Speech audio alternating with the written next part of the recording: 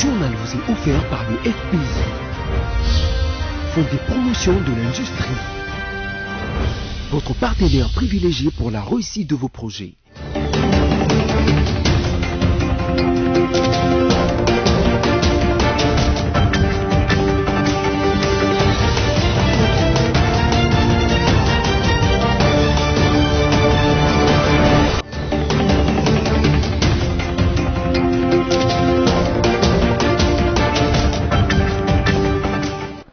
Mesdames et messieurs, bienvenue dans ces journaux sur BSC Télévision dont voici le principal titre. À la une, la journée du mardi 2 mars 2021 n'a pas été du tout repos pour le président de la République Félix Antoine Tshisekedi. Tout d'abord, les garants de la nation ont pris part à une vidéoconférence sur la candidature de son pays au Conseil de sécurité de l'ONU. Ensuite, le chef de l'État a reçu en audience Bernard Quentin, nouveau directeur général Afrique du service diplomatique européen. Et puis, un premier lot des vaccins contre la pandémie de la Covid-19 est déjà arrivé en République démocratique du Congo. La population n'a pas manqué à dire sur ces premiers lots réceptionnés. Certains Quinois se sont exprimés ce mercredi 3 mars 2021 au micro de BSC Télévision. Enfin, messe en mémoire du défunt ambassadeur italien Luca Attanasio, mardi 2 mars 2021 en la cathédrale Notre-Dame du Congo.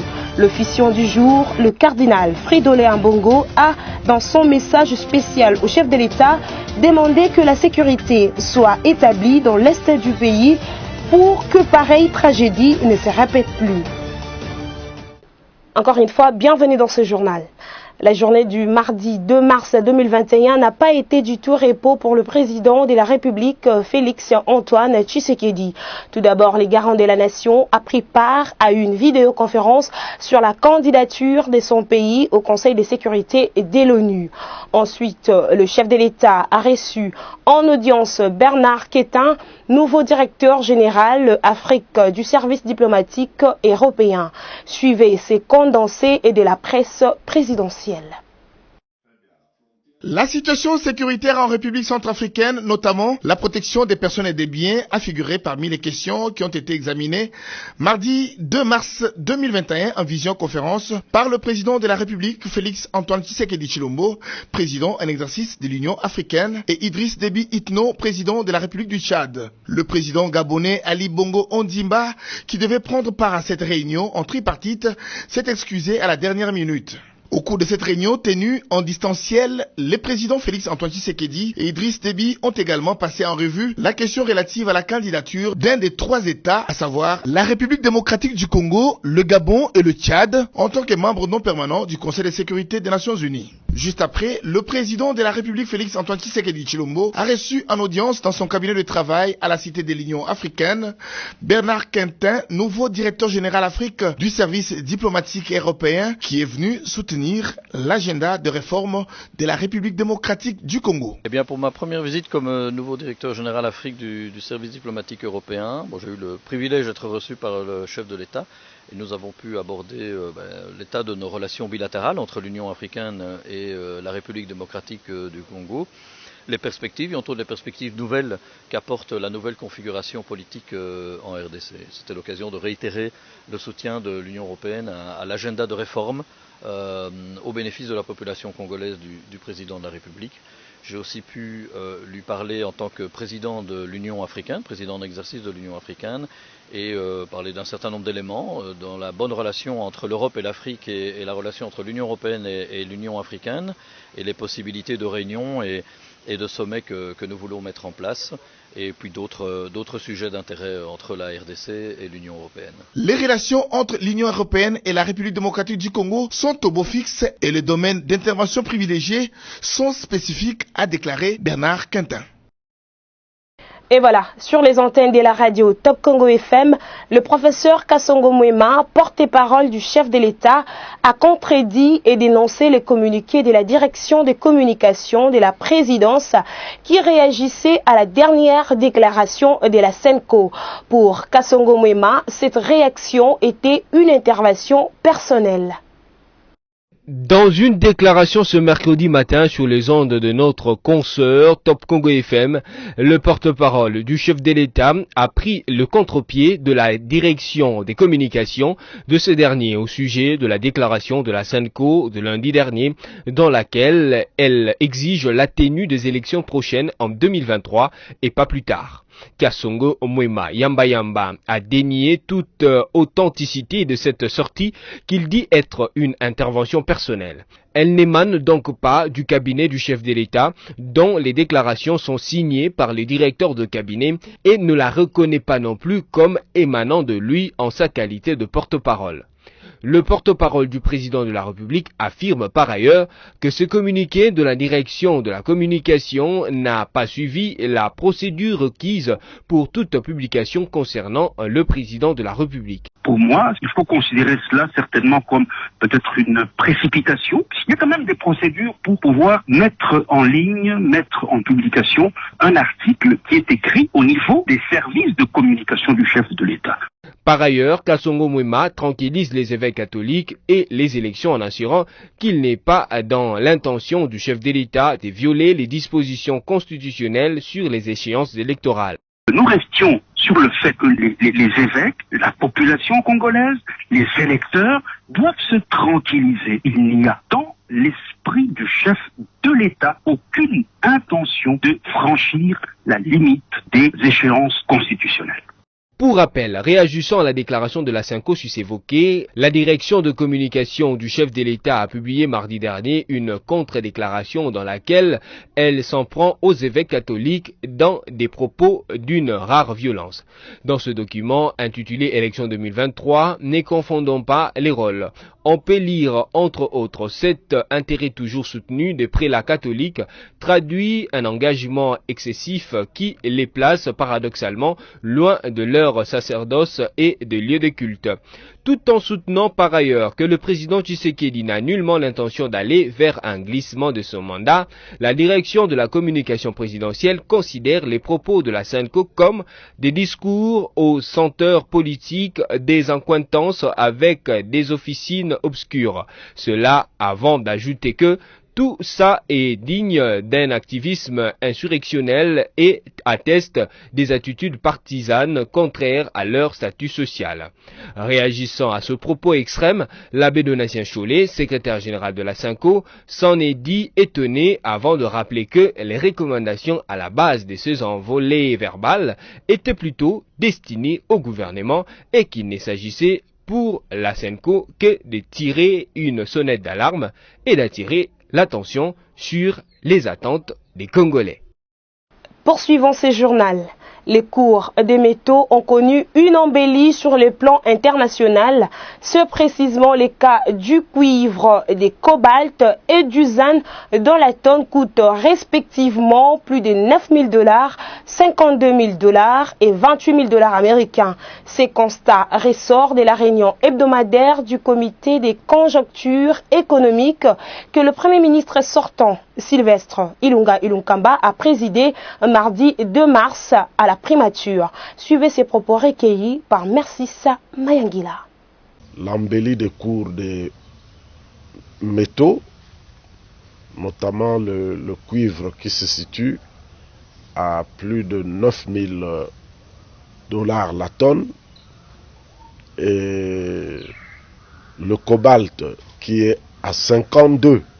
Il n'y a pas longtemps, on parlait de 31 32 000 $ la tonne. Aujourd'hui, on est à 52 000 $ la tonne. Et le zinc à 28 000 $ la tonne.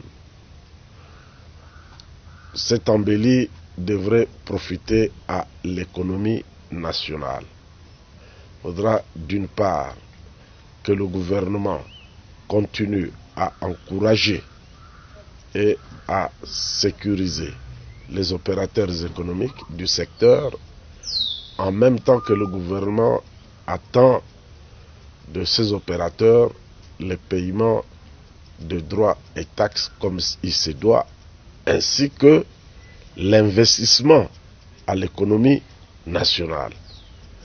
Le gouvernement y veillera dans tous les cas. D'une part, que les les opérateurs se sentent à l'aise, d'autre part que les mêmes opérateurs puissent mettre aussi l'État à l'aise, ainsi que le peuple congolais qui est le propriétaire de ces matières premières. Restons à la primature où les vice-premiers ministres en charge du budget, Baudouin Mayo, a présidé au nom du ministre sortant la réunion du comité organisateur des funérailles de l'ancien premier ministre de la RDC, Joseph Nsinga. Selon le VPN du budget qui a fait le point de la réunion, il s'est agi d'approuver le programme officiel des obsèques ainsi que le budget irrélatif. Suivez ses propos. Bien, le comité organisateur des funérailles de l'ancien Premier ministre Joseph Nsinga Oudjou vient de se réunir pour approuver le programme officiel de ces funérailles ainsi que le budget irrélatif. Il vous souviendra que sur instruction du président de la République, chef de l'État, le Premier ministre avait réuni les membres du comité et leur avait donné mandat de procéder, de se réunir afin que les obsèques de l'ancien Premier ministre soient dignes de ce que lui, il a donné à son pays.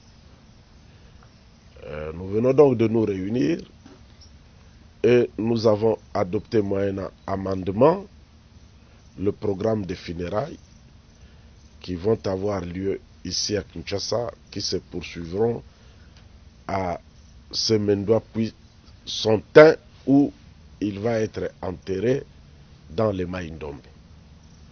Nous avons ensuite examiné le budget que le secrétaire général du gouvernement nous a présenté. Nous l'avons amendé et adopté. Voilà ce qu'a été l'objet de la réunion qui vient de se tenir tout à l'heure. Rendons-nous à l'Assemblée nationale. Les représentants de l'Union européenne en République démocratique du Congo, Jean-Marc Châtaignier, ainsi que le directeur général adjoint en charge de l'Afrique au service européen à l'extérieur, Bernard Quentin, ont promis au bureau définitif le soutien de l'Union européenne. Lieve Zolo nous fait le point.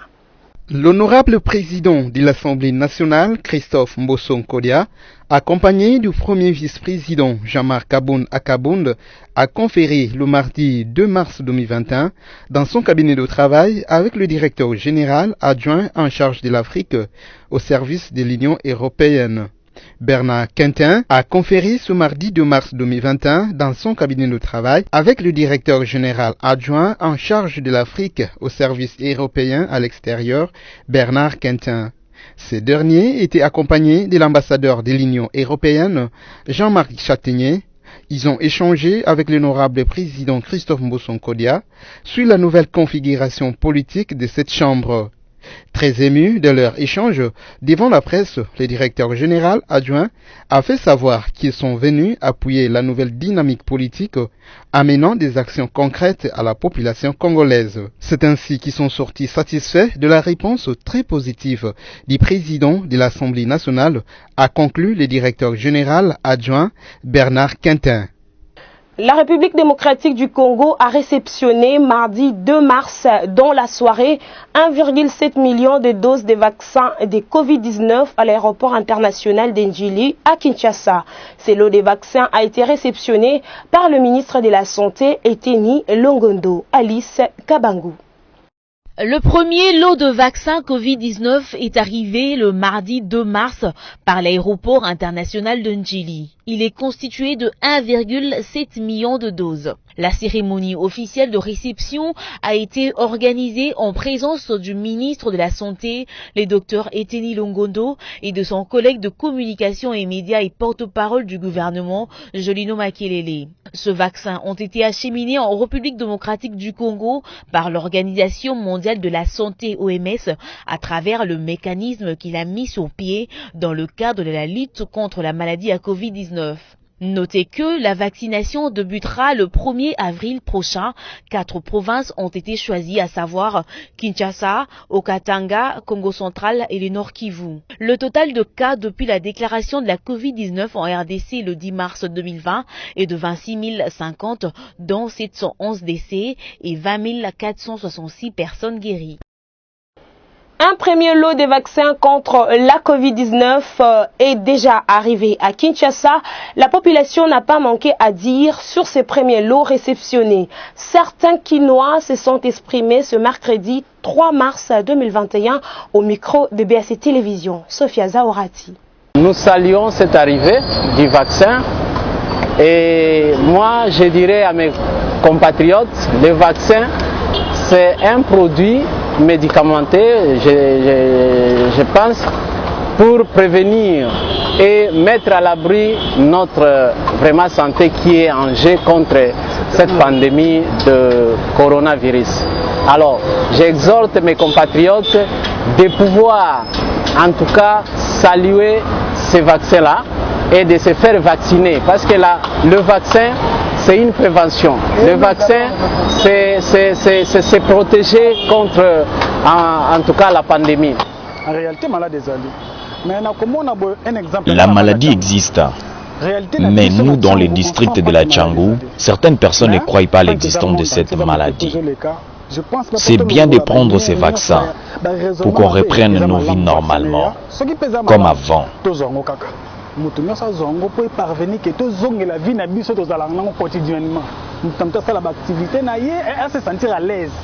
Mais je demanderai à tout le monde de ne pas avoir peur. D'abord qu'ils prennent le vaccin, comme moi, je le ferai.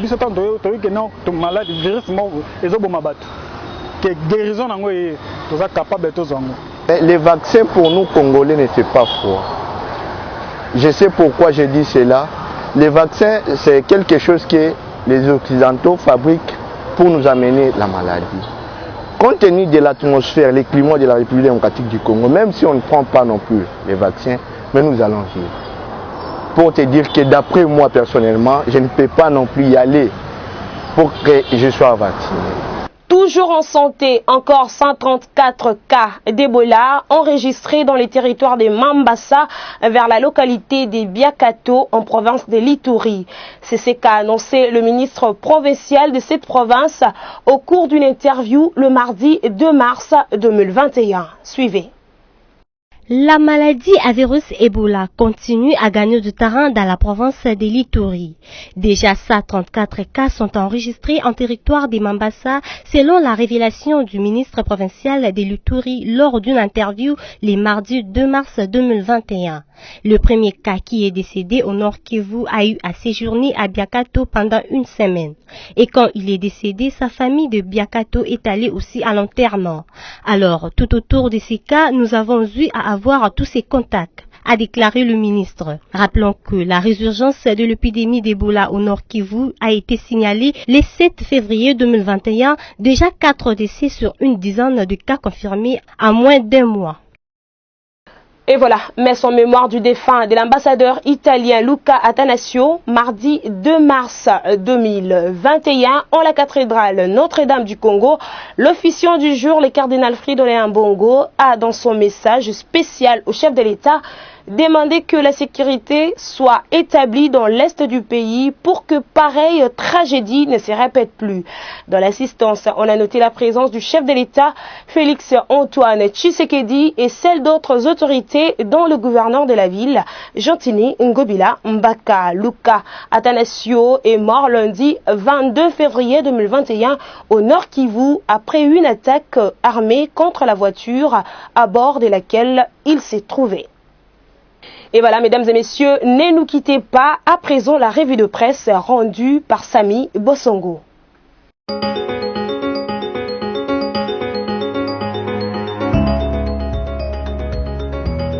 Salutations patriotiques aux amis de l'émergence. Ouvrons notre revue de presse de ce jour avec forumdesas.org qui s'est interrogé s'il y a début de la guerre froide entre Félix Tshisekedi et évêques catholiques.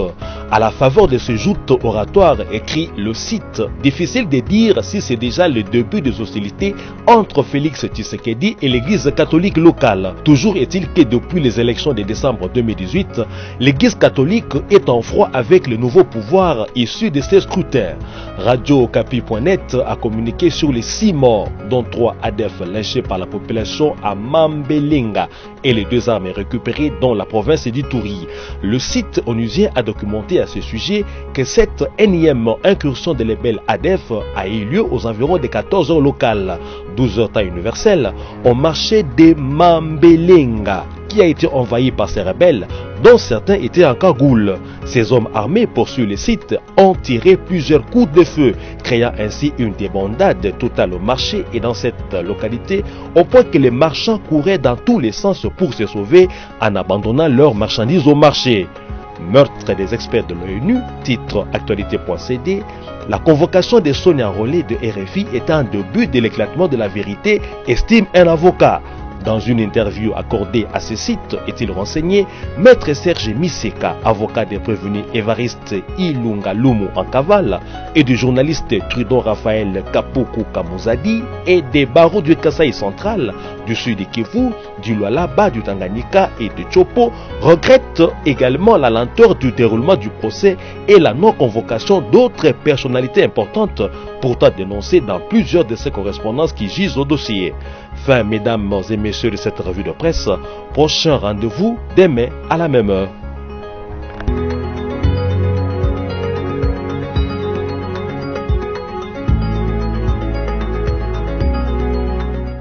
On passe au rappel de principaux titres.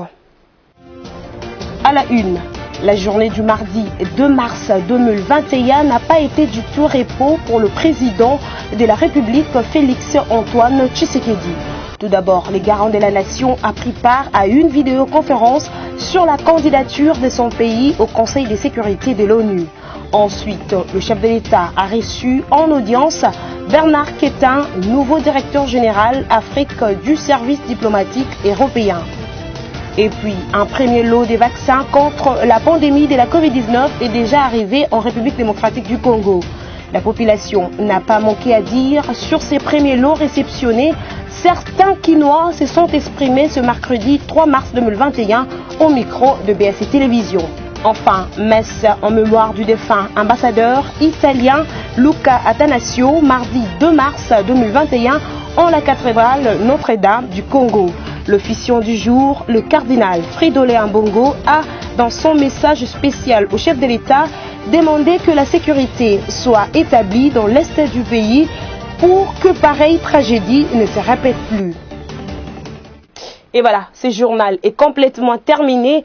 Merci à vous de l'avoir suivi, mais surtout, restez-nous fidèles.